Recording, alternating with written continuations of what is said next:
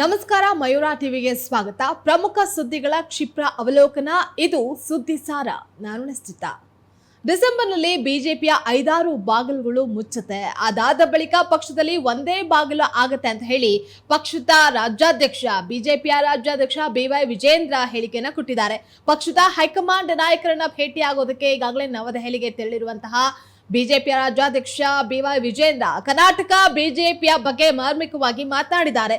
ಶಾಸಕ ಬಸನಗೌಡ ಪಾಟೀಲ್ ಯತ್ನಾಳ್ ಬಣ ಸೇರಿದಂತೆ ಹಲವು ಮಂದಿ ನಾಯಕರು ಈಗಾಗಲೇ ವಿಜೇಂದ್ರ ಅವರ ವಿರುದ್ಧ ಬಹಿರಂಗವಾಗಿಯೇ ಅಸಮಾಧಾನವನ್ನ ವ್ಯಕ್ತಪಡಿಸ್ತಾ ಇರುವಂತಹ ಸಂದರ್ಭದಲ್ಲಿ ಅವರು ಈ ಹೇಳಿಕೆಯನ್ನ ಕೊಟ್ಟಿರುವಂತಹದ್ದು ಸಾಕಷ್ಟು ಮತ್ತಷ್ಟು ಕುತೂಹಲಕ್ಕೂ ಸಹ ಕಾರಣವಾಗಿದೆ. ವಕ್ಫ್ ವಿಚಾರವಾಗಿ ರಚನೆ ಮಾಡಲಾಗಿರುವಂತಹ ಬಿಜೆಪಿ ಸಮಿತಿಯಿಂದ ಆರಂಭದಲ್ಲಿ ಯತ್ನಾಳ್ ಹಾಗೆ ಅವರ ಬಣದ ಕೆಲವು ನಾಯಕರನ್ನ ಹೊರಗಿಡಲಾಗಿತ್ತು. ಇದು ಚರ್ಚೆಗೂ ಸಹ ಗ್ರಾಸವಾಗಿತ್ತು. ಬಳಿಕ ಒಟ್ಟು 3 ತಂಡಗಳನ್ನ ರಚನೆ ಮಾಡಿ ಯತ್ನಾಳ್ ಬಣದ ನಾಯಕರಿಗೂ ಸಹ ಇಲ್ಲಿ ಅವಕಾಶವನ್ನ ನೀಡಲಾಗಿತ್ತು ಅಂತ ಬಿಜೆಪಿಯ ರಾಜ್ಯಾಧ್ಯಕ್ಷ BY ವಿಜೇಂದ್ರ ದೆಹಲಿಯಲ್ಲಿ ಮಾಧ್ಯಮದೊಟ್ಟಿಗೆ ಮಾತನಾಡುವಂತಹ ಸಂದರ್ಭದಲ್ಲಿ ಈ ಕುರಿತಂತೆ ಮಾಹಿತಿಯನ್ನು ನೀಡಿದ್ದಾರೆ.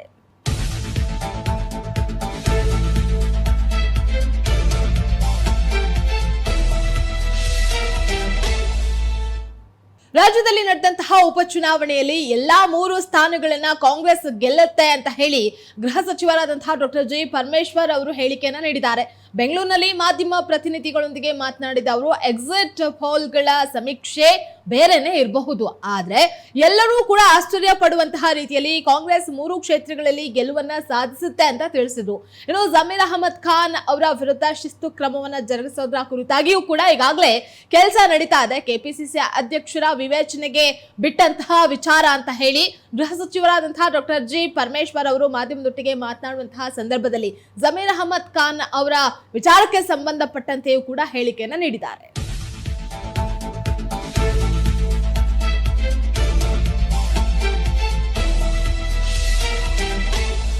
ವಕ್ಫ್ ಬೋರ್ಡ್ನಿಂದ ರೈತರಿಗೆ ನೋಟಿಸ್ ಜಾರಿಯಾಗಿರುವಂತಹದ್ರ ವಿರುದ್ಧ ಬಿಜೆಪಿ ಜಿಲ್ಲಾ ಮಟ್ಟದಲ್ಲೂ ಸಹ ನಮ್ಮ ಭೂಮಿ ನಮ್ಮ ಹಕ್ಕು ಘೋಷವಾಕ್ಯದ ಅಡಿಯಲ್ಲಿ ಹೋರಾಟವನ್ನ ಆರಂಭ ಮಾಡೋದಕ್ಕೆ ವಿಜಯಪುರದಲ್ಲಿ ಸಚಿವ MB ಪಾಟೀಲ್ ಅವರು ಸಹ ಪ್ರತಿಕ್ರಿಯೆಯನ್ನ ಕೊಟ್ಟಿದ್ದಾರೆ.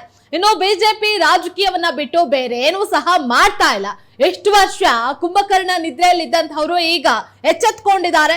ಗೆಜೆಟ್ ನೋಟಿಫಿಕೇಶನ್ 1974ರಿಂದ ಇದೆ ಅಂತ ಹೇಳಿದ್ದಾರೆ. ಅವರ ಸರ್ಕಾರ ಅಧಿಕಾರದಲ್ಲಿದ್ದಾಗ ಯಾಕೆ ಅದನ್ನ ರದ್ದು ಮಾಡಲಿಲ್ಲ? ಇನ್ನು ಮುಸ್ಲಿಂ ಸಮುದಾಯದವರಿಗೂ ನೋಟಿಸ್ ಜಾರಿಯಾಗಿದೆ. ಕೇವಲ ಹಿಂದೂಗಳಿಗೆ ಮಾತ್ರವಲ್ಲ, ವಕ್ಫ್ ಬೋರ್ಡ್ ನಿಂದಂತಹ ತಪ್ಪಾಗಿದ್ರೆ ಅದರ ವಿರುದ್ಧ ನಿರ್ದಾಕ್ಷಿಣ್ಯವಾಗಿ ಕ್ರಮವನ್ನ ತೆಗೆದುಕೊಳ್ಳಲಾಗುತ್ತೆ ಅಂತ ಹೇಳಿ ಕೂಡ ತಿಳಿಸಿದ್ರು. ಮಾಡಲಿಲ್ಲ, ಅವ್ರ ಪೀರಿಯಡ್ನಾಗೂ ಮಾಡಿದ್ರು. ಅವಾಗ ಯಾಕೆ ಮಾಡಲಿಲ್ಲ ಹೋರಾಟ? ಅವ್ರ ಪೀರಿಯಡ್ನಲ್ಲೂ ಕೂಡ ನೋಟಿಸ್ ಕೊಟ್ಟಿದ್ದಾರ. ಅವ್ರ ಪೀರಿಯಡ್ನಾಗೂ ಗೆಜೆಟ್ ನೋಟಿಫಿಕೇಷನ್ ಇತ್ತು ಏನ್ರಿ, ಅವ್ರ ಸರ್ಕಾರದಾಗೂ ಗೆಜೆಟ್ ನೋಟಿಫಿಕೇಷನ್ ಇತ್ತು. ಅವ್ರ ಪೀರಿಯಡ್ನಾಗೂ ಕೂಡ ನೋಟಿಸ್ಗಳು ಕೊಟ್ಟಿದ್ದಾರೆ. ಅವ್ರ ಪೀರಿಯಡ್ನಾಗೂ ಕೂಡ 9 ನಂಬರ್ 11 ನಂಬರ್ ಕೊಟ್ಟಿದ್ದಾರೆ. ವಕ್ಫ್ ತಪ್ಪು ಮಾಡಿದ್ರೆ ನಾವು ವಕ್ಫ್ ಹೇಳಿದ್ರಿ, ಮನೇನು ಕೂಡ ಪ್ರೊಟೆಕ್ಟ್ ಮಾಡೋಂಗಿಲ್ಲ. ವಕ್ಫ್ ಭಾಳಷ್ಟು ತಪ್ಪು ಮಾಡಿದಾವೆ, ಅದಕ್ಕೆ 2 ಮಾತಿಲ್ಲ. ಎಲ್ಲೆಲ್ಲಿ ವಕ್ಫ್ ತಪ್ಪು ಮಾಡಿದೆ ಅದನ್ನು ಸರಿಪಡಿಸಲಿಕ್ಕೆ ನಾನು ಈಗಾಗಲೇ ಟಾಸ್ಕ್ ಫೋರ್ಸ್ ಕಮಿಟಿ ನಮ್ಮ ಜಿಲ್ಲೆಯಲ್ಲಂತೂ ಮಾಡಿದ್ದೀನಿ. ಮುಖ್ಯಮಂತ್ರಿಗಳಿಗೂ ಕೂಡ ಮನೆಯವ್ರಿಗೂ ಕೂಡ ಹೇಳಿದ್ದೀವಿ, ಎಲ್ಲಿ ವಕ್ಫ್ಗಳು ತಪ್ಪು ಮಾಡಿದಾವೆ ನಿರ್ದಾಕ್ಷಿಣ್ಯವಾಗಿ ಕ್ರಮ ಕೈಗೊಳ್ಳುವಂಥದ್ದು. ವಿ ಆರ್ ನಾಟ್ ಪ್ರೊಟೆಕ್ಟಿಂಗ್ ವಕ್ಫ್. ಮತ್ತು ವಕ್ಫ್ ಬರೀ ಕೇವಲ ಹಿಂದೂಗಳ ಆಸ್ತಿ ಅಲ್ಲ, ಮುಸ್ಲಿಮರದು ಅನೇಕ ಆಸ್ತಿಗಳಾಗಿದ್ದಾವೆ. ಆದರೆ BJP ಅವ್ರು ಕೇಳೋದಿಷ್ಟೇ, ನೀವು ಇಷ್ಟು 74ರಿಂದ ಇಲ್ಲಿತಾನ ನಿಮ್ಮ ಮ್ಯಾನಿಫೆಸ್ಟೋದಾಗ ಯಾಕೆ ಹಾಕಿದ್ರಪ್ಪ? ನೀವು 2014 ಮ್ಯಾನಿಫೆಸ್ಟೋದಾಗ ಹಾಕಿದ್ರಿ. ಶೋಭಾ ಕರಂದ್ಲಾಜೆ ಪಾರ್ಲಿಮೆಂಟ್ನಾಗ ಕ್ವಶನ್ ಕೇಳಿದಕ್ಕೆ ಮೈನಾರಿಟಿ ಅಫೇರ್ಸ್ ಮಿನಿಸ್ಟರ್ ನಕ್ವಿ ಅವ್ರು ಉತ್ತರ ಕೊಟ್ರಿ. ಅವಾಗ ಎಲ್ಲಿ ಹೋಗಿತ್ತು ನಿಮ್ಮದು ಹೋರಾಟ? ಅದು ಇವ್ರದ್ದು ರಾಜಕೀಯ ಪ್ರೇರಿತ. ಕಾಂಗ್ರೆಸ್ ಸರ್ಕಾರ ಇದ್ದಾಗ 8 ದಿವಸ ಕುಂಭಕರ್ಣ ನಿದ್ದೆ ಮಾಡಿದ್ರು ತಾವಿದ್ದಾಗ. ನೀವು ಇದ್ದಾಗ ಯಾಕೆ ಮಾಡಲಿಲ್ಲ ಇದನ್ನೆಲ್ಲ? ಕೇಂದ್ರ ಸರ್ಕಾರ ನಿಮ್ಮದೇ ಅದ, 10 ವರ್ಷ ಕೇಂದ್ರ ಸರ್ಕಾರ ಅದ, 2014 to 24 ಮಾಡೋದಿರಲಿ. ನೀವು ಅದಕ್ಕೆ ಸಪೋರ್ಟ್ ಮಾಡಿದ್ದೀರಿ, ಮ್ಯಾನಿಫೆಸ್ಟೋದಾಗ ಹಾಕಿದ್ದೀರಿ, ಫ್ಲೋರ್ ಆಫ್ ದ ಹೌಸ್ ಉತ್ತರ ಕೊಟ್ಟಿದ್ದೀರಿ ಲೋಕಸಭೆಯಲ್ಲಿ. ಇಲ್ಲಿ ಬಂದು ನಾಟಕ ಮಾಡ್ತೀವಿ. ಸರಿ, ವಿಜೇಂದ್ರ ಅವರು ಯತ್ನಾಳ್ ಕ್ರೆಡಿಟ್ಗೋಸ್ಕರ ಇದು ನಡೀತಿದೆ ಅಂತ ಹಾಗೆ ಹೇಳೋದು. ಆ ವಿಜೇಂದ್ರನ ತೆಗಿಬೇಕಂತಾರೆ, ಇವರು ವಿಜೇಂದ್ರನ ಇವ್ರು ತೆಗಿಬೇಕಂತಾರೆ. ಒಟ್ಟಾರೆ ಇದು ಅವ್ರವ್ರ ರಾಜಕೀಯ ಗೊಂದಲ, ಇದು ಡ್ರಾಮಾ. ಮಹಾರಾಷ್ಟ್ರದಲ್ಲಿ, ಜಾರ್ಖಂಡ್ನಲ್ಲಿ 2 ಕಡೆ ನಮ್ಮ ಪಕ್ಷಕ್ಕೆ ಇವತ್ತು ಬಹುಮತ ಬರ್ತದೆ, ಸರ್ಕಾರ ರಚನೆ ಮಾಡ್ತೀವಿ ಅಂತ ಆಶಾಭಾವನೆ ಹೊಂದಿದ್ವಿ. ಸರಿ, ಗದನವ್ರಿಗೆ ಬೇರೆ ಅಮೆರಿಕ ಇದರಿಂದ ವಾರಂಟ್ ಆಯ್ತು, ಯಾರು ತಪ್ಪಿಸ್ತು ಮಾಡಿರ್ತಾರೋ ಅವ್ರ ಮೇಲೆ ಕ್ರಮ ಆಗ್ತದೆ. ಯಾರು ಪ್ರೊಟೆಕ್ಟ್ ಮಾಡೋಂಥ ಪ್ರಶ್ನೆ ಬಂದಿಲ್ಲ. ಈಗ ಯಾರು ತಪ್ಪು ಮಾಡ್ತಾರೆ ಅವ್ರು ಯಾರೇ ಇರಲಿ, ಅದಾನಿ ಇರಲಿ, ಅಂಬಾನಿ ಇರಲಿ, ಬೇರೆ ಯಾರೇ ಇರಲಿ, ಅವ್ರ ಮೇಲೆ ಸ್ವಾಭಾವಿಕವಾಗಿ ಅದು ಒಂದು ದಿವಸ ಅವ್ರಿಗೆ ಶಿಕ್ಷೆ ಆಗಬೇಕು ಅಥವಾ ಕ್ರಮ ಆಗಬೇಕು ಅವ್ರ ಮೇಲೆ. ಖ್ಯಾತ ಉದ್ಯಮಿ ಬಿಲಿಯನಿಯರ್ ಗೌತಮ್ ಅದಾನಿ ಇದೀಗ ಭಾರಿ ದೊಡ್ಡ ಮಟ್ಟದಲ್ಲಿ ಸಂಕಷ್ಟಕ್ಕೆ ಸಿಲುಕಿದ್ದಾರೆ. ಅವರ ಷೇರುಗಳ ಮೌಲ್ಯ ಕುಸಿಯೋದಕ್ಕೆ ಪ್ರಾರಂಭ ಆಗಿದೆ. ಭಾರತೀಯ ಅಧಿಕಾರಿಗಳಿಗೆ ಕೋಟ್ಯಾಂತರ ರೂಪಾಯಿ ಲಂಚವನ್ನ ಕೊಟ್ಟಿರುವಂತಹ ಆರೋಪ ಅದಾನಿಯ ಮೇಲಿದೆ. ಅದಲ್ಲದೆ ಇದಕ್ಕೆ ಸಂಬಂಧಪಟ್ಟಂತೆ ಅಮೆರಿಕದ ಕೋರ್ಟ್ನಲ್ಲಿ ಕೂಡ ದೋಷಾರೋಪ ಸಲ್ಲಿಸಲಾಗಿದೆ. ಇದರಿಂದ ಅದಾನಿಗೆ ಬಹುದೊಡ್ಡ ಸಂಕಷ್ಟವೇ ಎದುರಾಗಿದೆ. ಅಲ್ಲದೆ ಅದಾನಿ ಬಂಧನಕ್ಕೆ ವಾರೆಂಟ್ ಸಹ ಹೊರಡಿಸಲಾಗಿದೆ. ಇನ್ನು 2 ಪ್ರಮುಖ ಕೇಸ್ಗಳು ಅದಾನಿ ಮೇಲಿದೆ. ಇನ್ನು ಭಾರತದಲ್ಲಿ ಸೌರಶಕ್ತಿಯಿಂದ ಪವರ್ ಉತ್ಪಾದನೆ ಮಾಡುವಂತಹ ಸ್ಕೀಮ್ಗಳ ಗುತ್ತಿಗೆಯನ್ನ ಸರಳವಾಗಿ ಪಡೆಯೋದಕ್ಕೆ ಅಧಿಕಾರಿಗಳಿಗೆ ಬರೋಬ್ಬರಿ $25 ಕೋಟಿ ಅನ್ನ ಕೊಟ್ಟಿದ್ದಾರೆ. ಇದಲ್ಲದೆ ಕೊಡೋದಕ್ಕೆ ಮುಂದಾಗಿದ್ರು ಅನ್ನುವಂತಹ ಗಂಭೀರ ಆರೋಪ ಸಹ ಕೇಳಿಬಂದಿದೆ. ಇದಕ್ಕೆ ಸಂಬಂಧಪಟ್ಟಂತೆ ಗೌತಮ್ ಅದಾನಿ ಹಾಗೆ ಅವರ ಸಹೋದರನ ಮಗ ಸಾಗರ್ ಅದಾನಿ ಅವರ ಮೇಲೂ ಕೂಡ ದೋಷಾರೋಪ ಪಟ್ಟಿಯನ್ನ ಸಲ್ಲಿಕೆ ಮಾಡಲಾಗಿದೆ ಅಂತ ಮಾಹಿತಿ ತಿಳಿದು ಬಂದಿದೆ.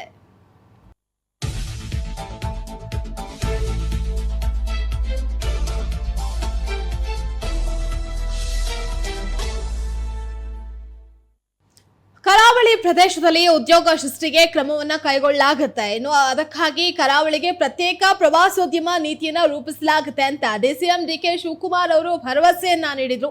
ದಕ್ಷಿಣ ಕನ್ನಡ ಜಿಲ್ಲೆಯ ಪುತ್ತೂರಿನಲ್ಲಿ ಮಾತನಾಡಿದ ಅವರು, ಸಂಜೆ ಆದ ಮೇಲೆ ಮಂಗಳೂರು ಡ್ರೈ ಸಿಟಿ ಆಗಿದೆ. ಇನ್ನು ಕೋಮುಗಲಭೆಯ ಬಳಿಕ ಇಲ್ಲಿ ಕೊಂಚ ಅಭಿವೃದ್ಧಿ ಕಡಿಮೆ ಆಗಿದೆ ಅಂತ ಹೇಳಿದ್ರು. ಇನ್ನು ವಿದ್ಯಾಸಂಸ್ಥೆಗಳಿಗೂ ಗಲಾಟೆಯ ಕಾರಣದಿಂದಾಗಿ ಮಕ್ಕಳು ಬರೋದಕ್ಕೆ ಭಯ ಪಡ್ತಾ ಇದ್ದಾರೆ. ಇಲ್ಲಿನವರು ದುಬೈ, ಮುಂಬೈಗೆ ಹೋಗ್ತಾ ಇದ್ದಾರೆ. ಹಾಗಾಗಿ ಕರಾವಳಿ ಪ್ರದೇಶದಲ್ಲಿ ಪ್ರವಾಸೋದ್ಯಮ ಅಭಿವೃದ್ಧಿಯನ್ನ ಮಾಡಬೇಕಾಗಿದೆ. ಕರಾವಳಿಗೆ ಪ್ರತ್ಯೇಕ ನೀತಿ ಹಾಗೆ ಟೂರಿಸಂ ಪಾಲಿಸಿಯನ್ನ ರೂಪಿಸ್ತೀವಿ.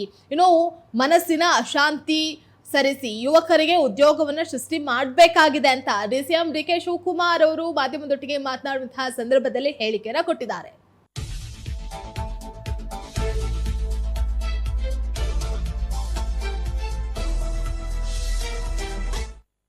ನ್ಯಾಯವಾದಿ ಮೇಲಿನ ಹತ್ಯೆಯನ್ನು ಖಂಡಿಸಿ ವಿಜಯಪುರ ನಗರದ ಜಿಲ್ಲಾಧಿಕಾರಿ ಕಚೇರಿ ಎದುರು ಪ್ರತಿಭಟನೆಯನ್ನು ನಡೆಸಲಾಯಿತು. ತಮಿಳುನಾಡಿನ ಹೊಸೂರು ಕೋರ್ಟ್ ಮುಂಭಾಗದ ರಸ್ತೆಯಲ್ಲಿ ಮಾರಣಾಂತಿಕ ಹಲ್ಲೆ ಮಾಡಿರುವುದನ್ನು ಖಂಡಿಸಿ ನ್ಯಾಯವಾದಿಗಳ ಪ್ರತಿಭಟನೆಯನ್ನ ನಡೆಸಿದ್ರು. ಇನ್ನು ಕಣ್ಣನ್ ವಕೀಲರ ಮೇಲೆ ನಡೆದಂತಹ ಹಲ್ಲೆ ಹಾಗೆ ಅನುಮಾನಾಸ್ಪದ ಸಾವಿಗೆ ಕಾರಣ ಆದವರಿಗೆ ಕಠಿಣ ಶಿಕ್ಷೆಗೆ ವಕೀಲರು ಆಗ್ರಹಿಸಿದ್ರು ಅಂತ ಮಾಹಿತಿ ಬೆಳಕಿಗೆ ಬಂದಿದೆ.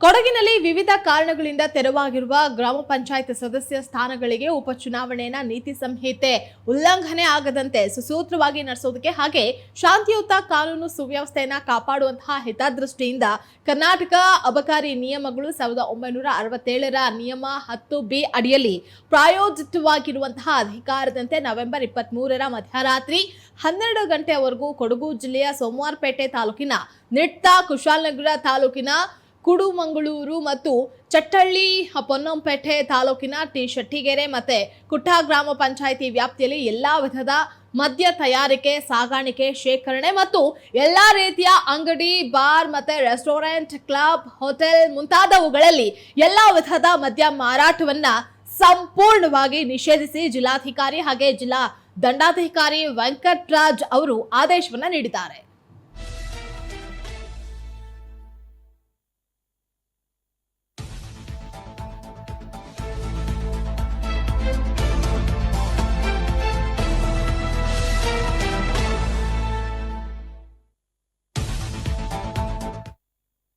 ಕರ್ನಾಟಕದಲ್ಲಿ ಕಾಂಗ್ರೆಸ್ ಪಕ್ಷವು ಜನರನ್ನ ಲೂಟಿ ಮಾಡ್ತಾ ಇದೆ, ಜನರ ಹಣವನ್ನ ಬಳಸ್ಕೊಳ್ತಾ ಇದೆ ಅಂತ ಹೇಳಿ ಆರೋಪಿಸಿರುವಂತಹ ಪ್ರಧಾನಿ ನರೇಂದ್ರ ಮೋದಿ ಅವರು ಇಂದು ಮಹಾರಾಷ್ಟ್ರದಲ್ಲಿ ಕಾಂಗ್ರೆಸ್ ವಿರುದ್ಧ ವಾಗ್ದಾಳಿಯನ್ನ ಮುಂದುವರಿಸಿದ್ದಾರೆ. ಪುಣೆಯಲ್ಲಿ ಚುನಾವಣಾ ರ್ಯಾಲಿಯನ್ನ ಉದ್ದೇಶಿಸಿ ಮಾತನಾಡಿದ ಪಿಎಂ ನರೇಂದ್ರ ಮೋದಿ, ಮಹಾರಾಷ್ಟ್ರ ಮತ್ತು ಪುಣೆಯಲ್ಲಿ ಡಬಲ್ ಇಂಜಿನ್ ಸರ್ಕಾರವು ಮಾಡ್ತಾ ಇರುವಂತಹ ಅಭಿವೃದ್ಧಿ ಕಾರ್ಯಗಳ ಬಗ್ಗೆ ಮಾತನಾಡಿದ್ದಾರೆ. ಬಿಜೆಪಿ ಯಾವಾಗಲೂ ಮಧ್ಯಮ ವರ್ಗಕ್ಕೆ ಆದ್ಯತೆಯನ್ನ ನೀಡುತ್ತೆ. ಮಹಾರಾಷ್ಟ್ರವನ್ನ ಉಳಿಸ್ಕೊಳ್ಳೋದಕ್ಕೆ ಕಾಂಗ್ರೆಸ್ ಅನ್ನ ದೂರ ಇಡಬೇಕು ಅಂತ ಕರ್ನಾಟಕದಲ್ಲಿ ಕಾಂಗ್ರೆಸ್ ಸುಳ್ಳು ಹೇಳಿ ಜನರಿಗೆ ಮತವನ್ನ ನೀಡುವಂತೆ ಒತ್ತಾಯಿಸಿತು ಅಂತ ಹೇಳಿ ವಾಗ್ದಾಳಿಯನ್ನ ಸಹ ನಡೆಸಿದ್ರು.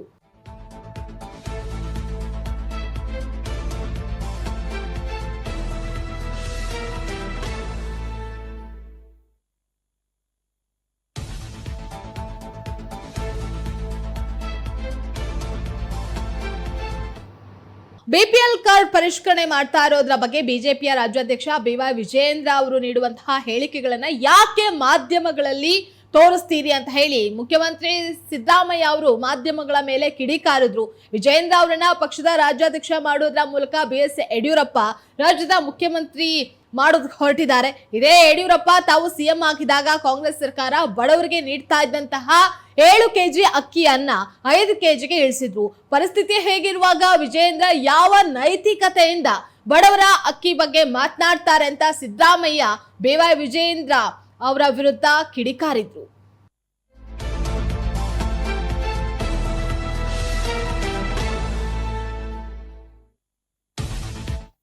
ಇದಾಗಿತ್ತು ಈ ಕ್ಷಣದ ಅಪ್ಡೇಟ್ಸ್. ಮತ್ತಷ್ಟು ನಿಖರ ಸುದ್ದಿ ಪ್ರಖರ ವರದಿಗಾಗಿ ನೋಡ್ತಾ ಇರಿ ಮಯೂರ ಟಿವಿ.